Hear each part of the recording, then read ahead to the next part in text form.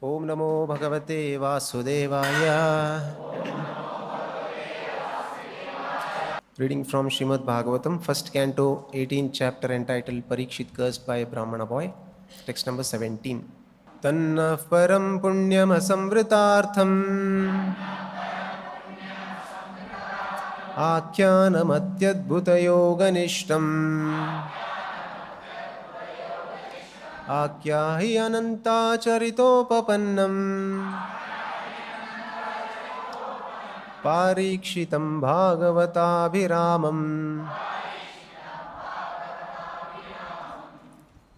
Translation and purport by His Divine Grace A.C. Bhaktivedanta Swami Srila Prabhupada ki jai. Translation. Thus please narrate to us the narrations of the unlimited, for they are purifying and supreme. They were spoken to Maharaj Parikhit, and they are very dear to the pure devotees, being full of bhakti yoga. Purport. What was spoken to Maharaj Parikhit and what is very dear to the pure devotees is Srimad Bhagavatam. Srimad Bhagavatam is mainly full of the narrations of the activities of the Supreme Unlimited, and therefore it is the science of bhakti yoga or the devotional service of the Lord. Thus it is para or supreme because although it is enriched with all knowledge and religion, it is specifically enriched with the devotional service of the Lord. Thus ends the Bhaktivedanta purport. Hare Krishna. So we are reading from this portion of Srimad Bhagavatam, the very first canto, which is compared to the Lord's lotus feet, and gradually it progresses towards the 10th canto, which is considered to be the Mukharavinda, the lotus face of the Lord. So a quick recap, the context of today's verse. So after the battle of Kurukshetra, after the Mahabharata war happened, completed, which culminated in killing of all the Kauravas, including Duryodhana, and then enthroning of Maharaja Yudhishthira. He was enthroned as the emperor of the entire world. And so that was the purpose of Lord's incarnation, Lord Sri Krishna's purpose. So, and then which was achieved. So he goes back to his spiritual world. So from Dwaraka, Lord Krishna, Balaram, the Yadus, entire, the entourage of Krishna disappears. Dwaraka gets submerged. And by listening to that, he gets shocked. Maharaj Yudhishthira, especially all the Pandavas. So one by one, they also retire. They hand over the kingdom to Parikhit Maharaj, and they enthrone Vajranabha as the king of Mathura, and they all pass on to the north. So they go to the Himalayas for complete devotional service and tapasya. And after that, Parikhit Maharaj, he started ruling because Krishna had already disappeared from this planet Earth, and that was the time when Kali Purusha, because he is the Adi Purusha for this Yuga. We have Satya Yuga, the age of truth, and then Treta Yuga, where Lord Ramachandra appeared, and then Dwapara Yuga, Lord Krishna appeared, and in Satya Yuga, the beginning of Satya Yuga, actually Kali was just waiting for an opportune moment to enter into the earth. That was the will of the providence also, as per the wish of the Lord. And then he makes an entry. Then Parikhit Maharaj comes across Kali Purusha. Kali Purusha was, although he was a person who was dressed like a king, but what was his activity? His activity was harming cows and bulls. He was beating, he was trying to kill them, their legs were broken and all that. So then Parikhit Maharaj, he captures Kali Purusha and threatens him, but because Kali Purusha also knew that, Parikhit Maharaj can be impressed only by surrendering unto him. Because he knew he was a pure devotee. Parikhit Maharaj had the vision of the Lord right in his mother's womb when he was attacked by Brahmastra by Ashwatthama, son of Dronacharya. Lord had saved him and he had darshan of the Lord. That's how he had got the name Parikhit. Means he was examining every person that whether this is the same person whom I had seen in my mother's womb. Such beautiful Lord. He was searching. So he was a pure devotee and very competent, very powerful ruler, continuing the legacy of the Pandavas, like Arjuna and Bhima, Yudhishthira Maharaj, everybody. So then he says, only way for my survival is to surrender to King Parikhit. And after he surrenders, because he considers that I'm also part of your, territory, because there is nothing, there is no kingdom outside of your territory. Entire planet Earth, you are the emperor. So now you have to allocate me also some places where I can stay. That's how we saw in the previous few verses in the chapter that, he allocates where there are sinful activities going on, meat eating and intoxication, gambling, prostitution, all these things are happening. So then, fifth place also he asks that where excess gold is preserved, which is not engaged in Lord's service, which is used for sense gratification. Because moment excess gold is utilized, then all these four things are naturally followed. So he gives that place also.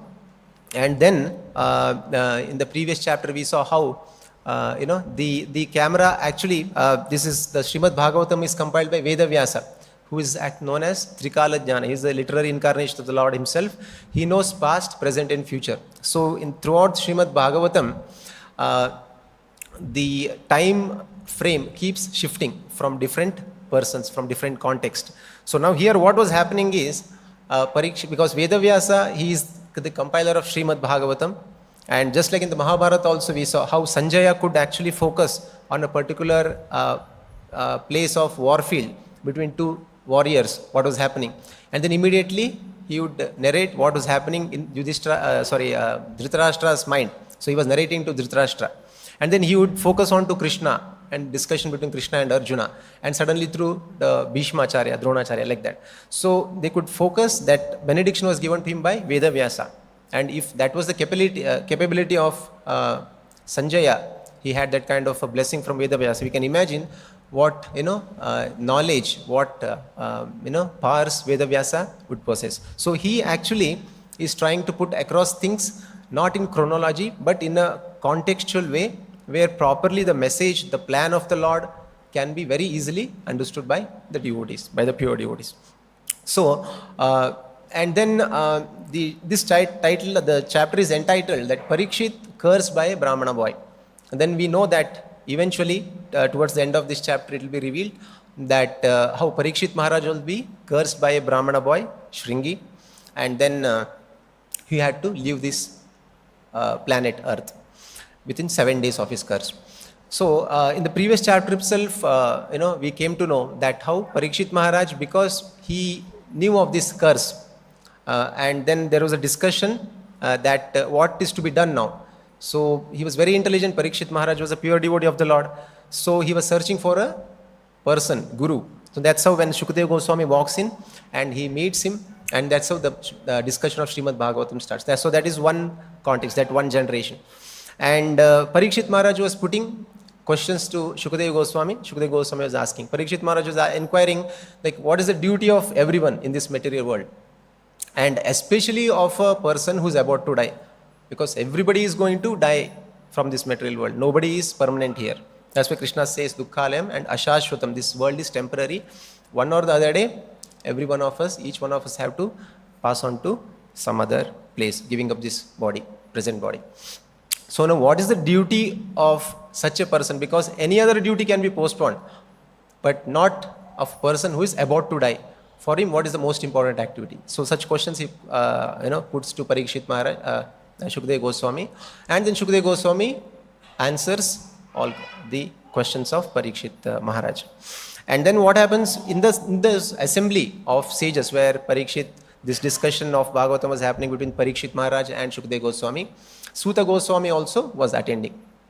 And in the next generation, Suta Goswami is speaking Srimad Bhagavatam, and there are 33,000 sages in the place called Naimisharanya. So the sages of Naimisharanya, headed by Shaunaka Rishi, they are putting forth questions, prominently 6 questions. What happened to Dharma when Krishna left from this planet Earth? And such very important questions they also put. And the whole Srimad Bhagavatam is the discussion of the answering those prominent 6 questions. There are so many sub questions also. So that's how in the previous verse we saw that, O Suta Goswami, please describe those topics of the Lord by which Maharaj Parikshit, whose intelligence was fixed on liberation, attained the lotus feet of the Lord, who is the shelter of Garuda, the king of the birds. So those topics were vibrated by the son of Vyasadeva. So Vyasadeva, son of Vyasadeva is Srila Shukadeva Goswami.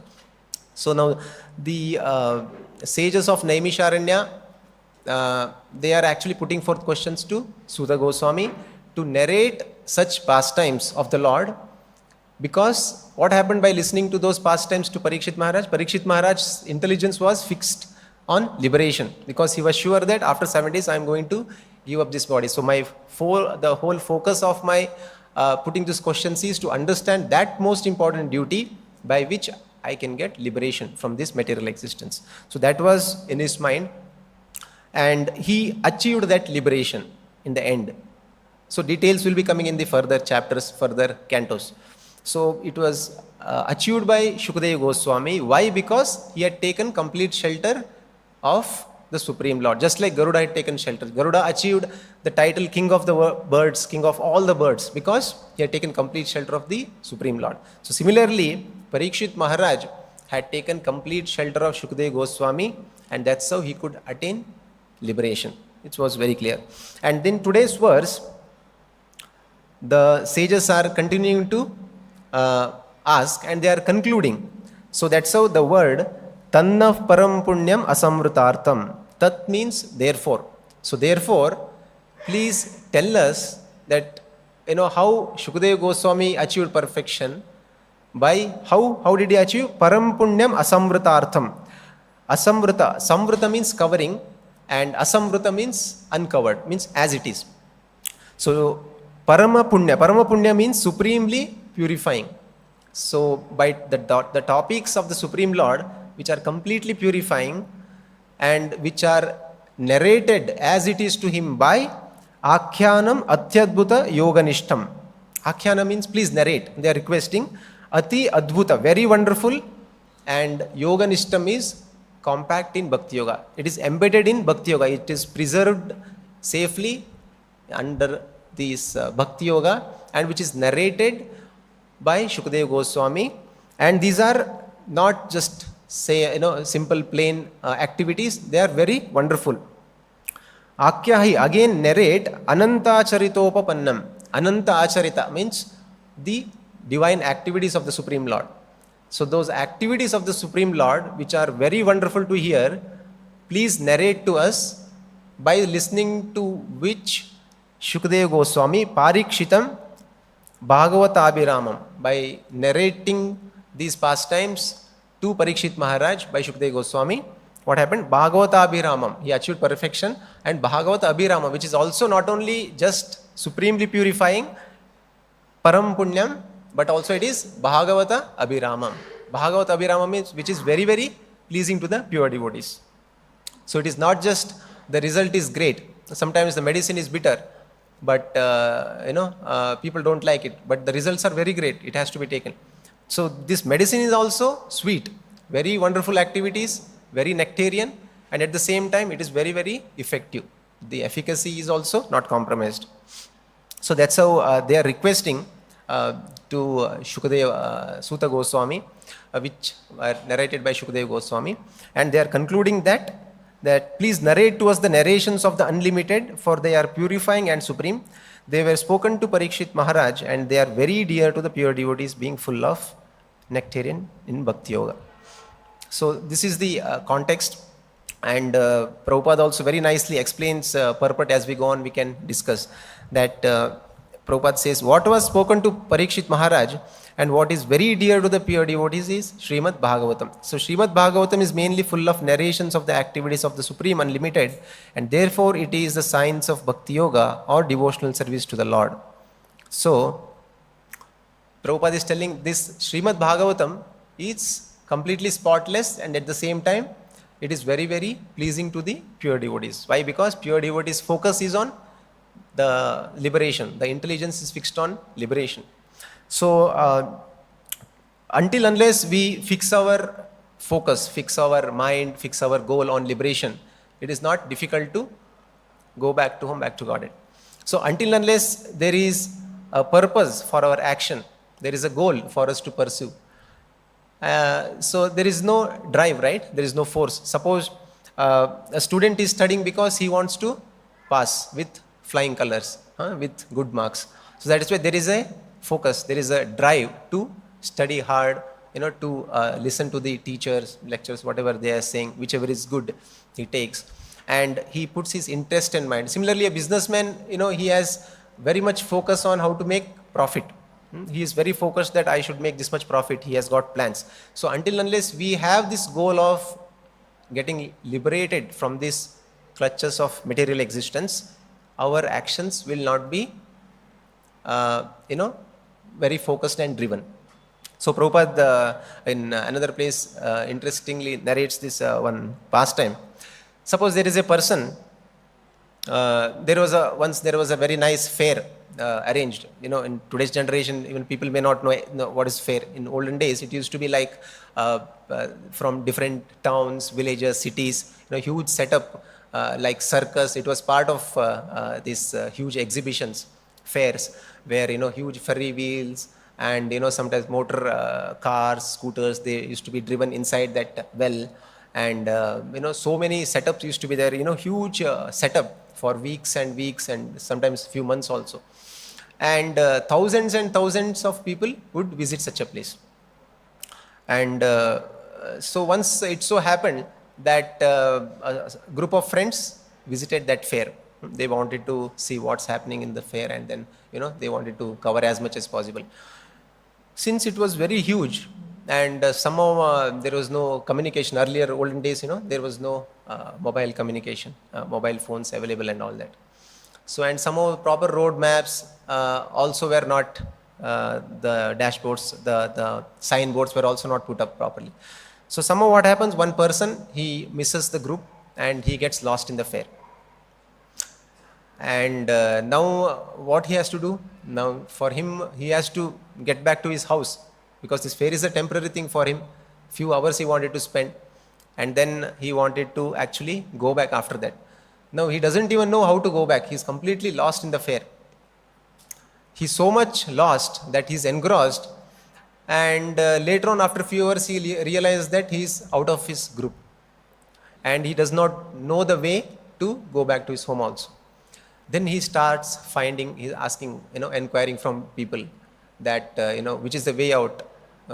He has this address, somehow he remembers, I want to go back to this place.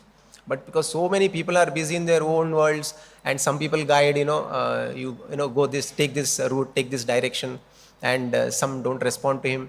So he gets completely bewildered. So then what happens? Out of his lot of hard effort, sincerity, somehow Lord arranges, he goes to one place which is authorized. Some help desk was set up, because a lot of people, there's chance, probability of getting lost.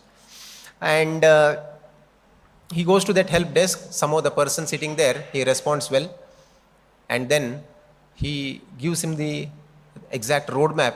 You have to go to this straight, head left, and then take a right turn from there. You'll find this different, markings he gives. And then once you reach there, you have to take again right turn. You'll find this particular thing, and different milestones he gives. And then finally, you can reach to this particular address where your house is situated.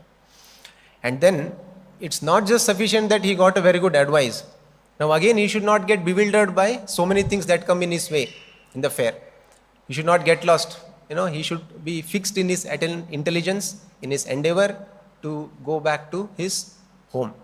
And then if he follows that proper, authentic path given by the authorized help desk, and then he follows the process exactly, not deviating anything, then it is sure that he will reach to his home back very safely. So this analogy, Prabhupada actually says, just like this fair was temporarily set up, this material world also a huge fair. Jivas, we wanted to see fun, and we wanted to come for some time, and then we actually, after coming here, Bhagavatam says that child in the womb of the mother, it offers prayers because of the hellish conditions there, worms biting and the spicy food mothers eating, and so much of 7th month onwards consciousness develops in the child. It undergoes, it can feel everything. It is tightly packed in the bag, full of dark and this kind of urine, stool, and all obnoxious items. So he offers prayers. Moment I come out of my mother's womb, I want to surrender to you, my Lord. I want to surrender my life and serve you. Thereby, I can go back to my original home. This material world is not my home. But what happens after coming here? Family, friends, love, everything, the child forgets. Maya covers the knowledge. Avaranatmika Shakti, Prakshegatmika Shakti. Forgetfulness and covering. And then somehow the child again, Lord and Krishna gives again and again different chances. So then finally, fortunately, Brahmande Brahmite Kon Bhagyavan Jeev, Guru Krishna Prasade Pai Bhakti Lata Bij. Somehow he comes in touch with the bona fide spiritual master, just like that authorized help desk, who gives instructions, who gives different roadmaps, different milestones for us to achieve. And ultimately, if our intelligence is fixed, if we follow the instructions, then it is sure that we can go back to Godhead. So this, our intelligence getting fixed is a very, very important step in achieving our result, ultimate goal. So that's how, because it is said that please narrate to us the narrations of the unlimited, for they are purifying and supreme. They were spoken to Maharaj Parikhit, whose intelligence was fixed on liberation. So his intelligence, our intelligence also could be fixed in different things. But if it is fixed on liberation, then we will be focused. Then it is very easy for us to follow this process of Bhakti Yoga. So that is why pure devotees relish this Srimad Bhagavatam, because our consciousness is very easily brought back by hearing the wonderful pastimes. So it is used, the specific words are Param Punya, Atyadbhuta and Anantha Charita. So Anantha Acharita means unlimited activities of the Supreme Lord. They are Atyadbhuta, very wonderful, and which yields what? Punyam. Punya is what? Parama Punya. So Srila Bhaktivinoda Thakur also actually describes there are three kinds of Punya. So three kinds of Punya means one is Karmonmukha Punya, which results in fruitive activities. That also yields, pious credits. And second one is Jnanonmukha Punya, which, by undergoing lot of tapasya, undergoing lot of putting lot of endeavors to know supreme absolute truth, basically ascending process by different kinds of mystic yoga process, Ashtanga yoga. But top of all that is Bhaktyonmukha Punya, which actually yields only in by engaging in loving devotional service of the Lord. So one of the activities is, the most important activity is Shravanam. By hearing these pastimes, wonderful pastimes of the Supreme Lord, what happens? We accumulate this. If somebody is not understanding, even then he accumulates Ajnata Sukriti. So similarly, when we take prasadam, if we take with full respect and honor it, then we accumulate so much of punya, not that pious punya, the fruitive punya, karmonmukha punya or jnanonmukha punya. We get bhaktyonmukha punya, which is very, very congenial to fix our intelligence in transcendence. So this transcendental intelligence is very, very important, which Chaitanya Mahaprabhu, Krishna, and all the acharyas have spoken again and again. So Chaitanya Mahaprabhu specifically gives, so this process in that analogy also, the comparison, first is to know from where did I come from. That person who is lost, first he should know that he has come from his home. He should not think this fair itself is my home. Then there is no endeavor to go back to home also. First step is to understand that he has come from home, his home is somewhere else. He has come to a place which is temporary, the fair, the temporary setup, that exhibition or whatever. And then now after coming, that is Sambandha Jnana, to understand. So Sambandha Jnana is to know who am I, who is God, what is my relationship with the God. And then Abhideya is the process which spiritual master, Guru, Sadhu, Shastras give, by following which we can go ultimately back to God. We can get liberated. So which is the fruit, Sambandha, Abhideya, and that is the Prayojana. So Shukdev Goswami also tells in second canto that, O saintly king, so Shukdev Goswami is, in this portrait also we can see, he is back and forth. Parikshit Maharaj is putting questions to Shukdev Goswami. Shukdev Goswami is responding. So one of the question was, my dear Guru, how did you get fixed in such transcendental knowledge, such intelligence, spiritual intelligence? So for that he replies that, O saintly king, I was certainly situated perfectly in transcendence. Because Shukdev Goswami by birth he was the liberated soul. He was the son of Vyasadeva. He was not bewildered or enamored by this material world, so-called the glittering things of the material world. He was fixed in transcendence. But then what happens? He tells that yet, so he says, I was certainly situated perfectly in transcendence, yet I was still attracted by the delineation of the pastimes of the Lord, who is described by enlightened verses. Uttama shloka leelaya grihita chetasa rajan akyanam yad aditavan. So although I was already liberated, Brahman liberated, so this Uttama Shloka Leelaya is so great that I accumulated so much of punya, because Vedavyasa narrated this pastime, Srimad Bhagavatam, to Shukadeva Goswami when he was in the mother's womb itself. So these verses, the wonderful activities of the Lord, attracted Shukadeva Goswami, and then from Brahman realized soul, he became actually fully realized Bhagavan realized soul, a pure devotee of the Lord, Mahabhagavata still. So, so that is why it is very important that we take knowledge from authorized Vedic scriptures, this Bhagavad Gita, Srimad Bhagavatam, and all the authorized scriptures written by our pure devotee acharyas. So, Bhaktivedanta also tells that, Bhaktivinoda Thakur tells that Jada Vidya and Paravidya. Today's purport also Prabhupada is telling, thus it is Para or Supreme, because although it is enriched with all knowledge and religion, it is specifically enriched with the devotional service of the Lord.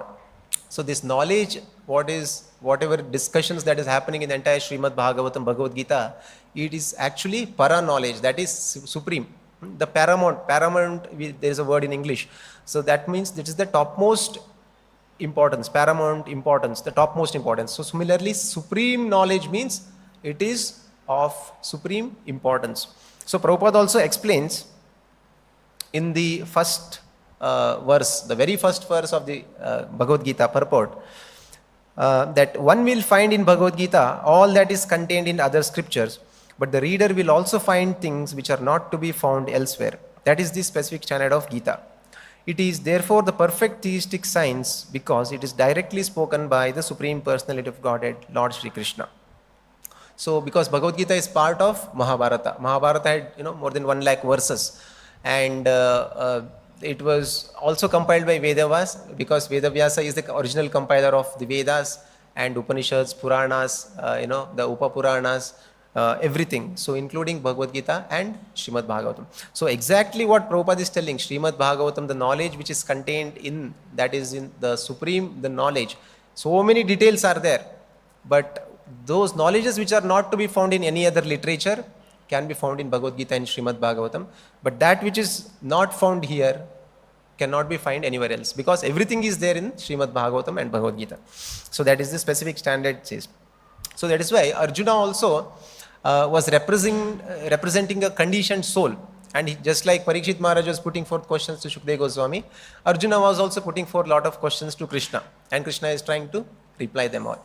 So whole Bhagavad Gita is actually transcendental knowledge, because Prabhupada says it was personally spoken by the Supreme Lord himself, who is the topmost authority, Param. So, but specifically this transcendental knowledge, so much Krishna focuses, is because it will help a sadhaka, it will help a neophyte devotee to fix his intelligence on the path of Bhakti Yoga. So this intelligence getting fixed on liberation is very important. That is why 4th chapter is entitled as Transcendental Knowledge, and then 7th chapter is Knowledge of the Absolute, and then 9th is the most confidential knowledge. So every knowledge spoken in Bhagavad Gita is transcendental, important, param knowledge, para knowledge. But still, specifically, Krishna is again and again bringing in. Like for example, there are 4 metaphors who, Lord Krishna speaks to Arjuna to give him a glimpse of how important it is to have transcendental knowledge. And so basically, what is transcendental knowledge? So now there are Jada Vidya and Paravidya. So Jada Vidya means regular school education, which all of us have gone through. But Prabhupada says that knowledge which talks of the spirit soul, which is beyond, which is transcendental to this mind body senses. So there are branches of sciences which talks of only physical body. There are branch of sciences which talk of mind, the branch of science which talks of emotional intelligence, and then they have come up to only that level. And some talk of only art, like manufacturing a mobile phone, manufacturing a TV, repairing a TV. So that is all art. That is not even considered as knowledge. So knowledge is one which speaks of the spirit soul and the science of spirit soul. Just like body has to be cultivated gradually, it has to be taken care. So in the same way, spirit soul also have to be nurtured, it has to be taken care. What is that? It has to be fed to the spirit soul, And what happens if you don't take care? What will happen after this birth? What were you before coming to this body? So all this knowledge, what we speak of, if anything that speaks of all these knowledges, it is actually jnana. Krishna also tells in the Bhagavad Gita. So no problem, whatever to the extent of maintaining this mind-body system or conducting day-to-day life, that Jada Vidya is also required. But that is not all in all. Just like, for example, very complicated satellites we have today. We are using communicating devices. It's all happening good because of satellites. And to launch satellite, you need rockets. So rocket science is one of the most complicated subject matter, complex. So it is good. We can launch satellites. But can the rockets launch us to the spiritual world? Goloka Vrindavan? No, right? So that means it is not complete knowledge. So it is knowledge good, so that due that respect and appreciation is there. But we should transcend, go beyond that knowledge and use that knowledge also, which will help my soul to propel to the spiritual world, go to Goloka Vrindavan. So then that becomes transcendental knowledge. So Krishna also gives 4 analogies, very powerful, at least 4 analogies. Like for example, Jnanagni, in the 4th chapter, 37th verse, Krishna compares this transcendental knowledge to fire, Jnanagni, Dagda Jnanagni. Just like fire burns out everything and there is nothing remains after that. So similarly, whatever may be our past, materialistic activities because of which we are suffering today, whatever position we are there in today because of having done sinful activities, all those reactions can be burnt up by cultivating this transcendental knowledge, because it addresses the root cause. It will destroy the sinful tendency so that further we don't commit such activities. So there was a very interesting one analogy. Once there were Brahmanas. One is actual Brahmana and another one was a caste Brahmana, so-called Brahmana, just having a 1 rupee thread, and who has not gone through the Vedic scriptures in detail, in depth.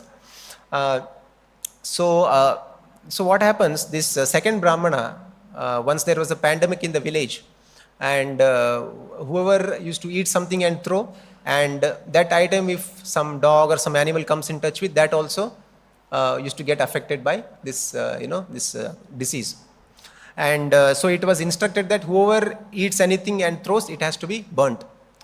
So it has to be burnt completely and burn it to ashes with the help of fire. So then one day he sees a person, he was eating, and then he throws there and he lights it and he is trying to burn that. And then when he was burning, this second Brahmana, caste Brahmana, who did not have proper understanding of the scriptures, and he comes and tells that, no, put off the fire, why are you burning this? It's not proper to burn the food. And then, but there is a instruction that, it will purify the thing, and then the diseases will not get spread. He says, no, just put off. So he takes some water and puts off. Because what happens when we become muchi, when we are impure, we take bath, is it? Just like before going to altar also, we devotees, pujaris, we do achaman with water, purifying agent. So he considered water as the purifying agent. Then, actually by seeing this activity, the learned Brahmana, who is actually Brahmana, who has gone through the Vedic scriptures, who knows the purport of these scriptures, he comes and he tells that no, what are you doing this? The fire itself is a purifying agent. Whole instruction of, making it burn to fire, to ashes, is because there will be no impurities remaining in that. Because you are now putting it down, there is impurity remaining in that. Then that Brahmana realizes, yes, somehow he had good consciousness to accept whatever is being told. So this is how, just like for example, Prabhupada gives example of sun also. A sun may take out water from any filthy place, but that doesn't mean that sun gets impure.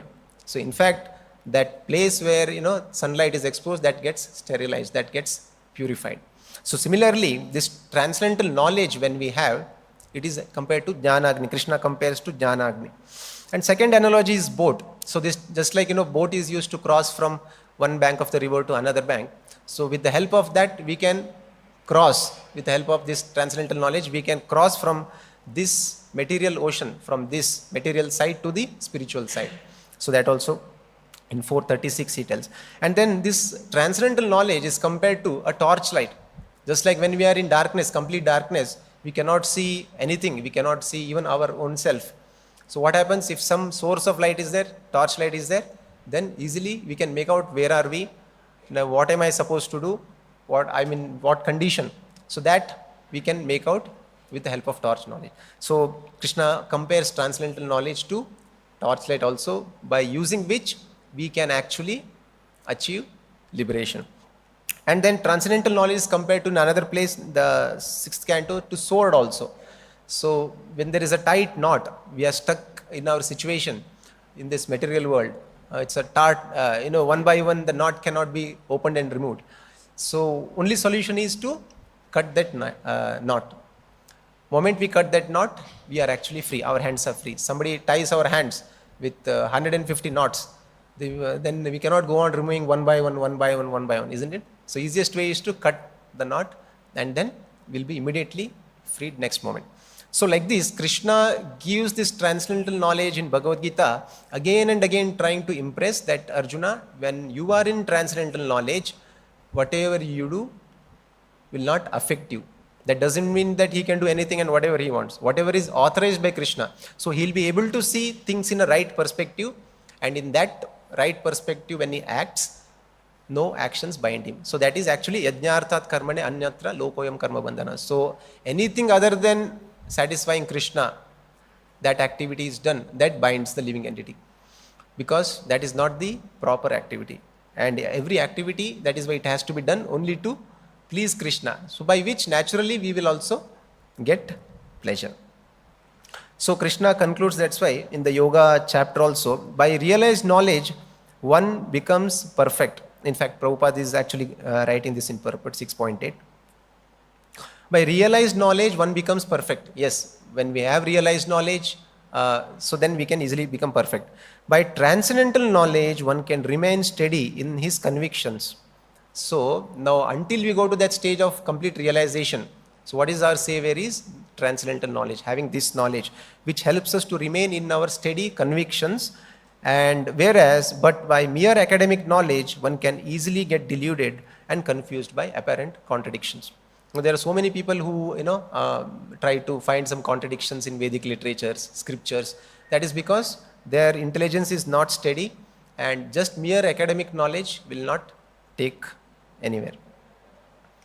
So Krishna concludes, so that is why in this world there is nothing so sublime and pure as transcendental knowledge. Such knowledge is the mature fruit of all mysticism, and one who has become accomplished in the practice of devotional service enjoys this knowledge within himself in due course of time. So that is why these knowledges, what the sages of Naimisharanya, why they are eager to get this transcendental knowledge, why they are eager to know the activities of the Supreme Lord, why they are eager to put forth relevant questions to Suta Goswami, is because the importance of transcendental is such that it will help us to fix our intelligence, and thereby we can easily get liberation. So that is why it is said that in today's verse also, please narrate to us the narrations of the unlimited, for they are purifying and supreme, and param punya atyadbhuta, and wonderful activities of the Supreme Lord. So it is very relevant for us to delve upon few wonderful pastimes, how much ever the time permits we can cover, and understand the pastimes of Lord Ramachandra. So the Ramanomi is there just 2 days ahead. So it is very wonderful to relish and hear the pastimes of the Supreme Lord, Lord Ramachandra. So in Srimad Bhagavatam also, later in the 9th canto, chapter 10 and 11, very briefly, just two chapters, there is a description of Lord Ramachandra's entire activities, but very elaborately it is described by Ramayana, by sage Valmiki. He describes in more than 24,000 verses in 7 cantos, in kandas. It's called as 7 kandas. So Valmiki himself, because he received the mercy of a pure devotee like Narad Muni. So Narad Muni, if you see, Valmiki in his previous life, he was known as Ratnakar. He was a dacoit. But then Narad Muni, he comes across Narad Muni, and he wanted to steal from Narad Muni also. So Narad Muni is a simple brahmachari, he is traveling, he's not got any valuable possessions except Veena. And holy name is there, that is the most valuable possession he has got, you know. So but Valmiki was asking, you know, something you should give to me or else I'll harm you and all that. So then Narad Muni puts him question, for whom you are doing all these things? So then that Ratnakar replies, I am doing for my aged parents, I am doing for my wife, my children, for myself. And so whatever sinful activities you are doing, you are getting some, accruing some bad karma reactions, because of which you will have to suffer in the future. So just go and ask your family members, are you ready to partake in your sinful activity? Because you are getting sinful activity. Now whether they will be able to share the result of your sinful activity, what you are getting after, you know, committing dacoity, looting people and all that, you are sharing with others. Now whether they are ready to share your thing also, bad karma also. So then Narad Muni, you know, as per his instructions, Ratnakar goes back home and inquires each one of them. None of them agree. No, no. Why? This is your duty. You are supposed to do that. Anyway, you have to maintain us. So we are not ready to take any of your, you know, partake any of your sinful activity. So he gets, you know, very bewildered by that starting response. That's how it was, you know, arrangement of the Lord. And then he surrenders to Narad Muni, and he tells, whatever you say, I will listen to you. I'll give up my home.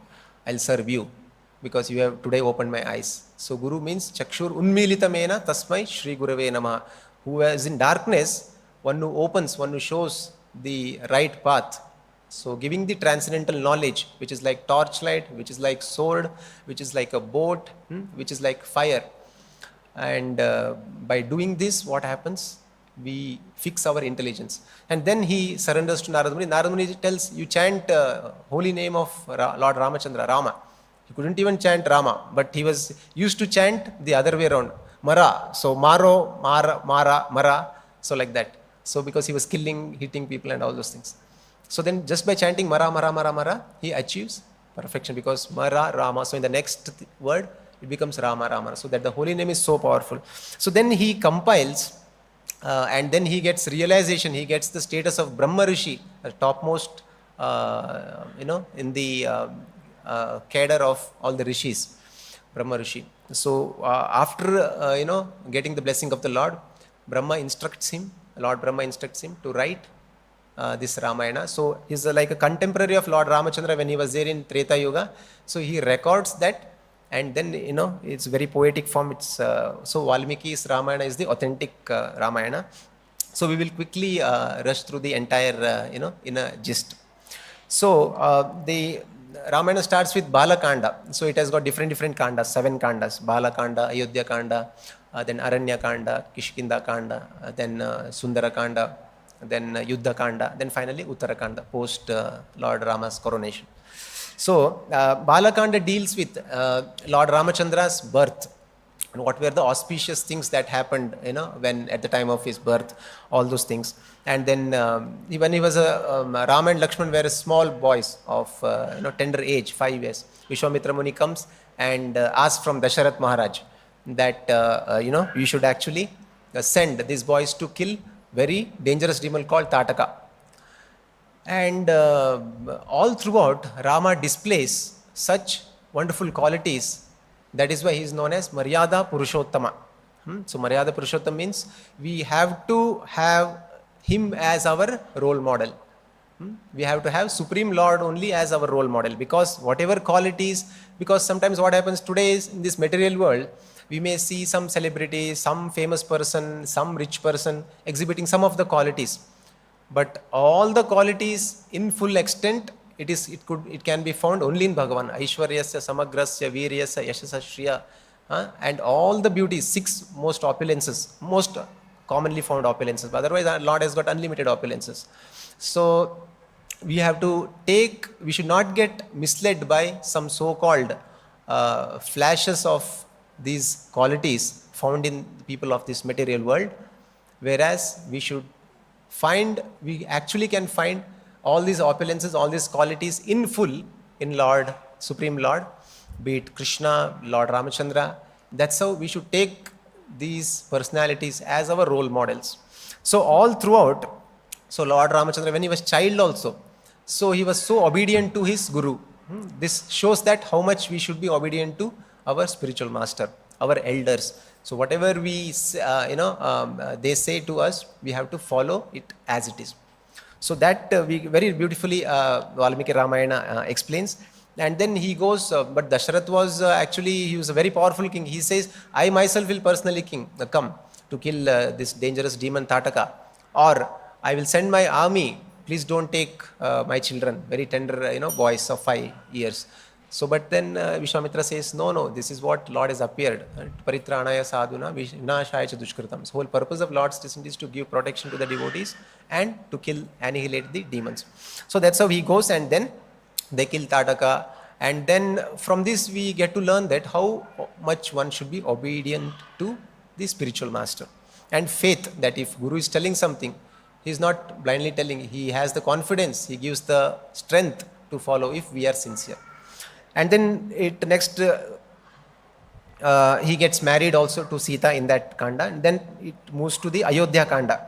In the Ayodhya Kanda, what happens, because of that one wish Dasharath Maharaj had given to Kekeyi.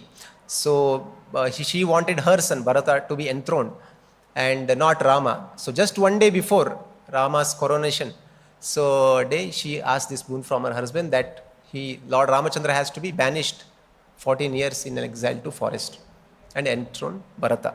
So even though he was not bound to listen to any of such things, because by right, if you see, Lord Ramachandra was supposed to inherit that throne and he was supposed to become the king and rule.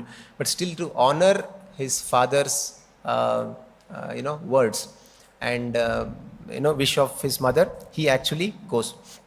And then in the Aranya Kanda, all different kinds of demons, they come, and it also shows Lord Ramachandra's simplicity, how nicely he was dealing with utmost respect even to the tribal people, Guha, and Vanaras, different kinds of animals he was dealing. And then Aranya Kanda. What happens in Aranya Kanda? That's the place where Ravana comes into picture and he kidnaps Mother Sita. So this also shows that how material world is not only a bed of roses. It has got a lot of thorns, lot of difficulties are there. But with determination, with the kind of qualities Lord exhibited, we can take inspiration in our lives also, so that we should continue with the right path. So dharma, always he followed the path of dharma. Otherwise, killing Ravana was not a big deal. Just if Lord would have come out of the heart as super soul from Ravana's heart, Ravana would have dead in 1 second. Or material nature, Mayadhyakshena Prakriti Suete Sacharacharam, is working under Lord's direction. So many powerful agents are there. Ravana could be killed. But still, Ravana actually chose the path of dharma and he followed the rules and regulations, whatever he was supposed to follow as a king. And then in Kishkinda Kanda, he meets Hanuman and all the Vanaras. And again, actually to establish dharma, he kills Vali. And because Sugriva was righteous, to maintain that quality of dharma and righteousness, he actually kills Vali. There are a lot of background, knowledge attached to that also. So it shows that he had this empathy, visionary as a leader, and then he strategizes, he gives opportunity to all the monkeys to, assist him in war against Ravana. And in Sundarakanda, very wonderful activities, because he forms different parties and sends in each direction, 4 directions, to search for Mother Sita. But everyone comes empty-handed, unsuccessful. Whereas Hanuman comes actually successful, because he had that power, he had this power to jump across the ocean to Lanka, and then he actually could find Mother Sita. And very interesting, that Valmiki Ramayana describes that in the Sundarakanda, chapter 64, 42 and 43, Hanumascha Mahabhavu pranamya shirasa tataha niyatam kshatam devi raghavaya nevedayat drishta devi Hanumad. So he says, it is not a grammatical mistake. Sometimes, we come across some so-called mundane material scholars pointing out at Srila Prabhupada's translation, sometimes, it's not grammatically proper, or some translation of the word Deva is not proper, it doesn't mean demigod. So all these kind of things, but they do not have any parampara understanding. So now Vedavyasa, he was a Brahmarshi. Did he commit this mistake? Drishta Devi Hanumat. So Drishta means I saw or I found. Devi, referring to Sita. Hanumat. So found Sita I, it translates to. So whether Hanuman was a fool or Vedavyasa Rishi was a fool to make such a statement? No. Because that time the situation of Rama was 3 parties came unsuccessful. They could not find the trace of Mother Sita. Now Hanuman, he was so intelligent and sensitive, he placed the words in such a way that because Rama was eagerly waiting what will happen next. So he was just waiting what message Hanuman will bring now. So Hanuman chose carefully. If I use I, so it could mean that I did not find Sita, and by hearing that, Rama may fall and collapse. Or Sita, if he uses also Sita, I did not find. So that also, give a heart attack to Lord Ramachandra. So that was a concern. But if I use found first and then Sita, then I am last. Okay, for me, I am not bothered about myself. Who found is not important. Whether Sita was found or not, that is important. So he uses found Sita I means. So moment Lord Ramachandra hears the word found. So it is said in the next line that Akarnya Vachanan Ramo Harshaman Sa Lakshmanaha. Rama becomes so engladdened with Hanuman. And what is that gift he gives to Hanuman? He gives one nice embrace to Hanuman. So Lord Ramachandra, so pure devotee's aspiration is to get benediction, blessing of the Lord. So that is what it is said in the Sundara Kanda. And yes, and then Yuddha Kanda, we know how, very elaborate description of how, very, this Ravana had very sophisticated, army and with advanced technology, but still Lord Ramachandra with, insignificant monkeys who had stones and some branches and all these things to throw at Ravana. He came out, actually Lord Ramachandra becomes victorious, and then finally Uttarakanda, Mother Sita was tested for his purity, and then fire god, he proves that Mother Sita was very pure, and then finally Lord Ramachandra rules further thousands of years, and then he wounds up his pastimes and goes. So like this, all these throughout activities, whether Rama comes in touch with Shabari or Ahalya or some squirrel or monkey, so he dealt with everybody with utmost sensitivity, with utmost love and care, which only Lord can actually reciprocate in such a way. So that is why if we have Lord with us, if we choose Lord as our friend, as our a father, as our son, so in one of those relationship Prabhupada explains, and as per the guidance of Guru Sadhu Shastra, then we will never be a loser. So our intelligence will be fixed transcendently, and it becomes very easy for us to go back to Godhead. So similarly, Chaitanya Mahaprabhu also, we see that Vidya Vadu Jivanam in the Shikshashtaka is said, Vidya means that transcendental knowledge is very, very important, that we should chant the holy name of the Lord. And that is Hare Krishna, Krishna Krishna, Hare Hare, Hare Ram, Rama Rama, Hare Hare. And then Prahlad Maharaj also tells that Punyataha Hari Bhakti Sudurlabha. This Hari Bhakti is topmost punya. So it is very, very rare to achieve. So that is why today also sages of Naimisharanya, they are saying that it is very, very rare thing to hear about the wonderful pastimes, which alone can help us fix in our intelligence, in our endeavor. So if you see today's purport, how very nicely Prabhupada explains, because he himself is a pure devotee like Shukadeva Goswami, and his intelligence is always fixed. Now we can see so many generations, Lord Ramachandra, Shukadeva Goswami, Parikhit Maharaj, they are also so many hundreds of years before. Prabhupada was just a few years, 50, 60 years before. He walked and travelled across the planet Earth. He exhibited the same exact qualities of Shukadeva Goswami or Parikhit Maharaj, and he is the summum bonum personification. And if somebody tries to point fingers at him without having proper understanding and tries to compare himself to him, his position, that is completely ridiculous. So it is very inspiring that how Prabhupada also traveled in 26 Second Avenue, and then he walks in New York streets and throughout the world, making his disciples chant this holy name and helping all of us and continuing to help to fix our intelligence in this transcendental knowledge. So that is why by his strength, he has actually invited all the deities from the spiritual world, and they all have descended as Sri Sri Radha Krishna Chandra, Sri Sri Krishna Balaram, Nitai Gauranga, Srinivas Govinda, Prahlad Narsimha. And so we are celebrating Brahmotsava shortly after a few days. So what is the most important days in your lives when you are not a devotee, or either birthday, right, or marriage anniversary, most important celebrations. So similarly, these are all transcendental birthdays and appearance day of all the lordships at Hare Krishna Hill. So, and we have to engage enthusiastically and participate in various services that are being offered to us by Srila Prabhupada's mercy. So we should be very grateful, and we should not miss out this opportunity, and that's how we can make our life successful and go back to Godhead. So we'll stop here. Grantharaj Srimad Bhagavatam ki jai, Jagat Guru Srila Prabhupada ki jai, Nitai Gaur Premanandi.